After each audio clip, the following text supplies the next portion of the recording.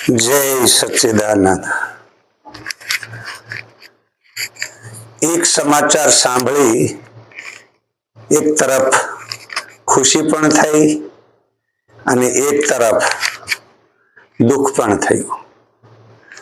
વિજ્ઞાન જાથા એક સંસ્થા છે, એનો હેતુ છે સત્ય પ્રકાશન। તો સત્યને પ્રકાશિત કરવું એ એનો મેન હેતુ છે। એની જગ્યાએ સત્યને પ્રકાશિત કરવાનું કામ એ લોકો ભૂલી ગયા। એની ઉપર બેઠેલા જયંત પંડ્યા જેમ તેમ બોલવા માંડ્યા અને સત્ય પ્રકાશિત કરવાના બદલે એકલા એ અસતના વિરોધ ઉપર સત્યનો વિરોધ કરી રહ્યા છે એની પણ એને ખબર ના રહી। કેમ કે સત્યને ઓળખ્યા પછી અસતને વિરોધ કરવો નથી પડતો, અસતનો વિરોધ ઓટોમેટિક થઈ જાય છે। પણ ઘણી વખત માણસને સત્યની જ ખબર નથી હોતી ત્યારે એ અસતના નામ ઉપર સત્યનો વિરોધ કરે છે। આવું કામ જયંત પંડ્યાએ કર્યું, એનો પાપનો ઘડો ભરાણો અને આ પાપના ઘડા ભરાયા પછીથી સત્ય પ્રકાશિત થયું। ખરેખર એમ કહો છો કે આ માણસ જો આ જાથા વિજ્ઞાન સંસ્થામાં આવા લેવલે ના પહોંચ્યો હોત ને તો એના મગજમાં જે ભૂસું ભરાઈ ગયેલું હતું ને કે હું સત્ય પ્રકાશક, હું સત્ય પ્રકાશક, હું સત્ય પ્રકાશક, આ અહંકારમાં આ માણસને ખરેખર જીવડા પડે અને એ અહંકારમાંથી બહાર નીકળવા માટે એક સત્ય પ્રકાશિત થયું આ સંસ્થા દ્વારા। અને કેવું પ્રકાશિત થયું કે ભાઈને હવે એ સંસ્થા બંધ કરી દેવી છે। ખરેખર સંસ્થા બંધ નથી કરવાની જરૂર, એને પોતાને બંધ થઈ જવાની જરૂર છે। એ પોતે બંધ થઈ જાય ને તો ઓટોમેટિક સંસ્થા રહેવા, અને અત્યારે માણસ પોતે ડૂબો છે ને તો સંસ્થાને ડૂબાડી રહ્યો છે। જાથા વિજ્ઞાન સંસ્થા એ પોતે સત્ય પ્રકાશક વાળી છે, તો સત્યનું પ્રકાશન કરવાના બદલે અસતના નામ ઉપર સત્યને ડૂબાડવાનું કામ શરૂ કર્યું।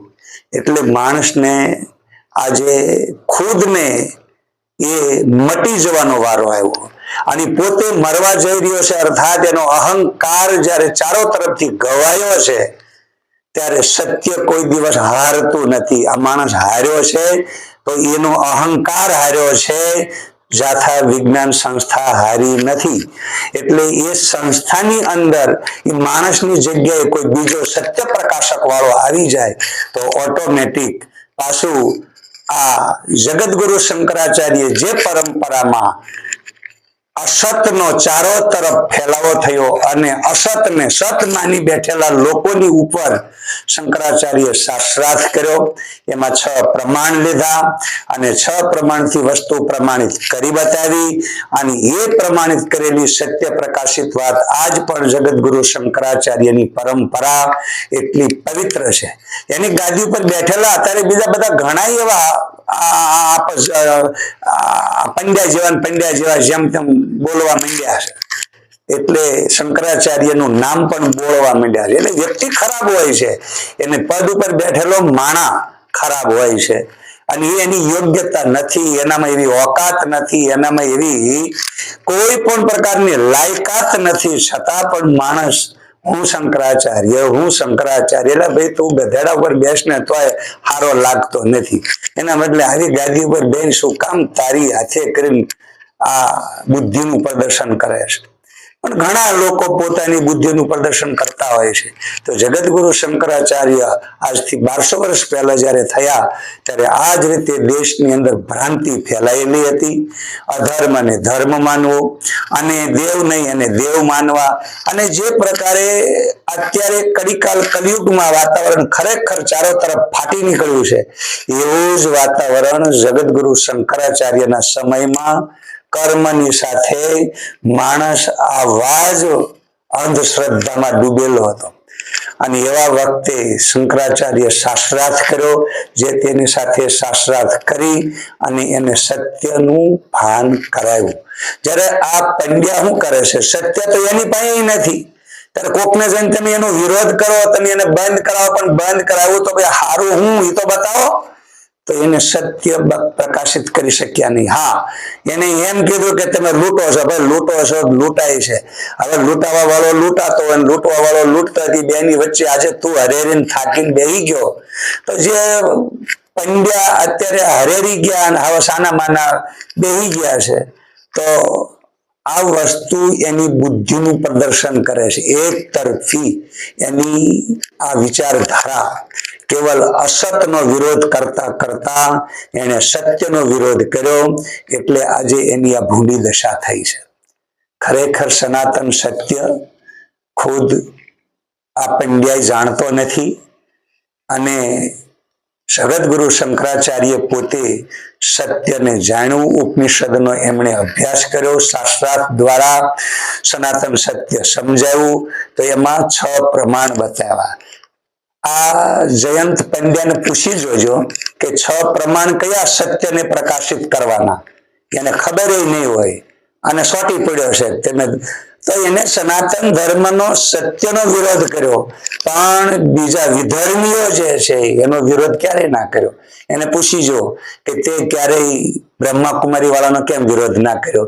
એને કીધું કે શિવ બાબા અલગ છે, આપણા શિવ જુદા છે. હવે એ લેખરાજે કેવો અત્યારે સંપ્રદાય પ્રકાશિત કર્યો છે, જેની અંદર કોઈ સત્ય નથી, બધું હરામ બરોબર છે. મારી પાસે એની મોરલીએ કેટલી વખત આપણા દેશમાં મને સાંભળે છે, ત્યાંથી હું કહું તો એને 80ની સાલમાં એમ કીધું હતું કે એક વખત કે બધું દટન પટન થશે. પછી 85માં ઘોષણા કરી, 90માં કરી, 95માં કરી, અને 95 વખતે તો મારી વખતે હું સાધુ થઈ ગયેલો હતો, આ સંત બનેલો હતો, ડીસામાં હતો. અને પટેલ સોસાયટીની અંદર મારો સત્સંગ ચાલતો હતો, અને સત્સંગ પૂરો થયા પછી અમારી આ ઉપનિષદ તત્વજ્ઞાનની કથા ચાલતી હતી. અને એ વખતે ભાઈ એનો બહુ આગેવાન હશે ને, અમારે બિલ્લો બાંધીને ફરતો હતો, બેઠો મારી પાસે આવી. મને કે સ્વામીજી 95ની સાલમાં, એ વખતે લગભગ 1992ની વાત હું કરું છું, 93ની. હવે એ વખતે ભાઈ એટલું કીધું કે 95ની સાલમાં બધા મરી જવાના છે, કોઈ નથી રહેવાના. એ કે અમારા ધર્મ વાળા રહેશે, બાકીના બધા મરી જશે. એટલે હું એક અક્ષર ના બોલ્યો એટલે ભાઈ ને પેટમાં છે ને ગડબડ થઈ કે સ્વામીજી કેમ કઈ બોલ્યા ને. પછી ફરી એને પ્રશ્ન કર્યો, બાપજી કેમ કઈ જવાબ દેતા નથી. એટલે હું થોડુંક હસ્યો, શાંત રહ્યો, પણ જવાબ ના આપ્યો. ત્રીજી વખત એને મને કીધું કે સ્વામીજી કહો તો ખરા, કઈક તો કહો. મેં તો શું કહેવાનું, તમે એકલા જ રહેવાના છો ને અમે બધા મરી જવાના છીએ. વધી કહું તો વિચારી એટલું કહું, તમે રહેવાના છો તો અમારી લાશનું સારું ઠેકાણું કરજો, કૂતરા નોચીને ખાઈ ન જાય, બીજું અમે તો બધા જતા રહેવાના. એટલે વાહે તમે રહેવાના છો તો તમે કઈક અમારી હરખી, જો અમારું લાશ કઈ તમને નજરે ચડે, ઠેકાણે પાડવાનું મન થાય તો હરખી ઠેકાણે પાડજો, બીજું તો હું શું કહું. એટલે એમ નહીં, પણ સ્વામીજી આમ તમારું શું કહેવું? મારું કાંઈ કહેવું નથી. અને જો મારું કેવું સાંભળવું હોય ને તો હું તમને એટલું ચોક્કસ કહું, અમારા વેદ ઉપનિષદ એમ કે છે મે મનઃ શિવ સંકલ્પમસ્તુ. કેમ કે તન મે મનઃ શિવ સંકલ્પમસ્તુ. તો આપણું મન જે છે ને એ સારા વિચાર કરતું થાય, નબળા નહીં. તમે નબળા વિચાર કરશો ને તો પ્રલય જરૂર થશે, પણ તમારો થશે. અત્યારે તમે છો તો દુનિયા છે, તમે નથી તો દુનિયા નથી. એક દિવસ જો તમે પ્રલય કરો છો ને તો સમગ્ર આ તમારા પરિવાર સાથેનો પ્રલય શક્ય છે, પણ દુનિયાનો પ્રલય નથી થયો, નથી થવાનો, થશે નહીં. કેમ કે દુનિયા તો રૂપાંતરિત બદલાવ વાળી છે ને છે. શિયાળો, ઉનાળો, ચોમાસું, નિરંતર સતત. એટલે પરિવર્તનશીલો અયમ સંસાર પરિવર્તનશીલ. આવી રીતે વેદની અંદર, એ દાર્શનિક વિચારોની અંદર આ બધો વિચાર કરવામાં આવ્યો. સંસાર પરિવર્તનશીલ છે, રૂપાંતરિત બદલાવ એમાં આવ્યા જ કરે છે. એની અંદર તમે છે ને એક દિવસ જેમ રાત્રે ગાઢ નિંદ્રામાં ઊંઘી જાવ છો, પ્રલય થાય છે, એને નિત્ય લય કહેવાય છે. પણ સવારે જાગો તો પાછી દુનિયા હોય. એમ એક દિવસ તમારો ખુદનો પ્રલય થઈ જશે, પણ દુનિયાનો નહીં થાય. એટલે મહેરબાની કરીને આ નબળા વિચાર બંધ કરો. આનું નામ સત્ય પ્રકાશન કહેવાય. સત્ય પ્રકાશન ને કઈ સિંગડું પૂછડું ના હોય આમ એમ તમે લોકોને બીવડાય કરો, મરી જશે, મરી બધું દટાઈ જવાનું, પણાઈ જવાનું, ડૂબી જવાનું. એટલે બાપા કશું ડૂબે નહીં, તમે ડૂબી જવાના છો, એક દિવસ તમે મરવાના છો. એ જ વારો આ જયંત પંડ્યાનો આવ્યો. એ સત્ય પ્રકાશિત ના બધાની ઢોલકી બંધ કરવા ગયો ને તેની પોતાની ઢોલકી બંધ કરવાનો વારો આવ્યો. આટલી આ માણસને બૌદ્ધિક ક્ષમતા નથી. એટલે સત્ય પ્રકાશિત કર્યા વગર જાથા વિજ્ઞાનને તમે કોઈ દિવસ બંધ ના કરી શકો. કેમ કે જાથા વિજ્ઞાનને બંધ કરવાનો તમને કોઈ પાવર નથી. કેમ કે જાથા વિજ્ઞાનની અંદર સત્ય પ્રકાશનનો એક મહાન સંકલ્પ છુપાયેલો છે. એ સંકલ્પને તમે કોઈ દિવસ કુંઠિત ન કરી શકો. એટલે જયંત પંડ્યાને એવો કોઈ હક નથી કે એની પાસે એવો કોઈ પાવર નથી કે આ સંકલ્પને એ બંધ કરે. કદાચ તમે બેનર જાથા વિજ્ઞાનના બેનરને બંધ કરી શકો છો, પણ જાથા વિજ્ઞાનની અંદર રહેલા સંકલ્પને તમારી તાકાત નથી, તમે એને બંધ કરી શકો. એટલે જયંતભાઈ, તમે છે ને બહુ વાયડાઈ કરવાની બંધ કરો. પોતાની એમ મારી પાસે જાહેર ઠોકીને એમ કહેતા હશો કે હું બહુ મહાન ને બહુ હું સત્યને પ્રકાશિત કરનારો. મહેરબાની કરીને ગોદડી ઓઢીને સુઈ જજો. જય સચ્ચિદાનંદ, જય સચ્ચિદાનંદ.